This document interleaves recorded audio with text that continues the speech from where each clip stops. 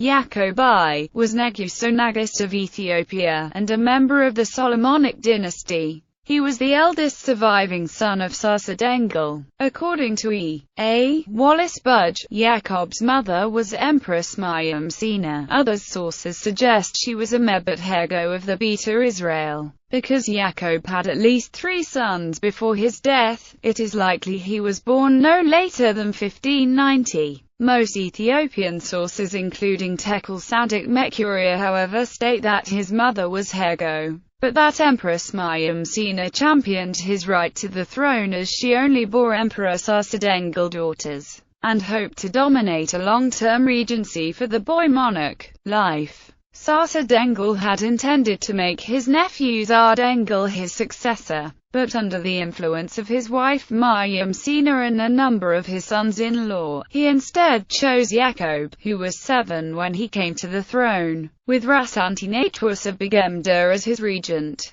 Zardengel and the other rival for the throne, Susanius I, the son of Abetophasilides, were exiled. But Zardengel escaped to the mountains around Lake Tana, while Susanius I found refuge in the south amongst the Oromo. When Yaqob came to adulthood 6 years later, he quarreled with Ras Antinatuus, and had him replaced with Ras Zarseles. However, Zarseles deposed Yaqob, exiling him to Neria, and made his cousin Zardengel emperor. When Zardengel proved more troublesome than Yaqob, Zarseles recalled Yaqob from exile. Not long after Zardengel was defeated and killed in battle, Susanius I marched north at the head of an army raised amongst the Oromo, and sent a message to Ras Antinatuus proclaiming himself as emperor and demanding support from Antinatuus. Unable to communicate with Zarseles, the Ras sent his troops to support Susanius I. A similar message to Zarseles only served to steal Zarseles into action. He marched on Susanius I, who, sick from fever, retreated into the mountains of Amhara. This lack of resolve convinced Ras Antinatuus to waver in his support, and as the rainy season passed, Zarseles began to negotiate his submission to Susanius I. At this moment Yaqob revealed himself in Dembia, and both Ras Antinatuus and Zarseles flocked to his side.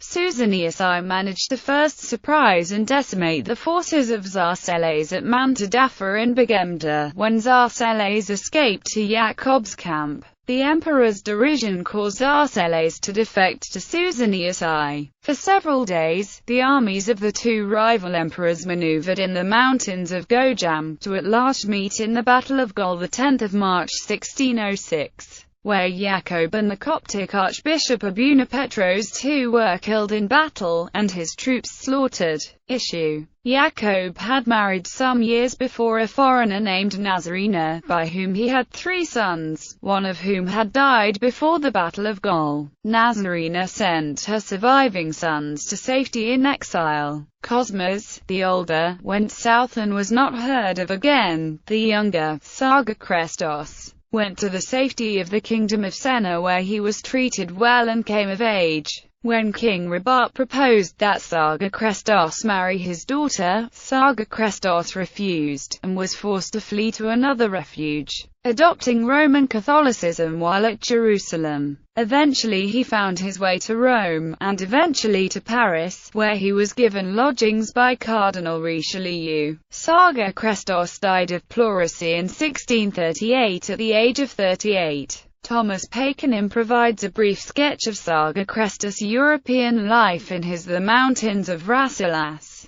and the book ends with a description of Pakenim's visit to Sargakrestos' grave in Rueil-Malmaison. However, G.S. Crawford has cast doubts on this story. In an article that discusses the surviving sources for the story of Sargakrestos, he points out a number of problems in his story, which included discrepancy over the possible date of his birth, and the story of 3 Ethiopian monks who report that Sargakrestos was an apostate monk who wandered from place to place begging for money.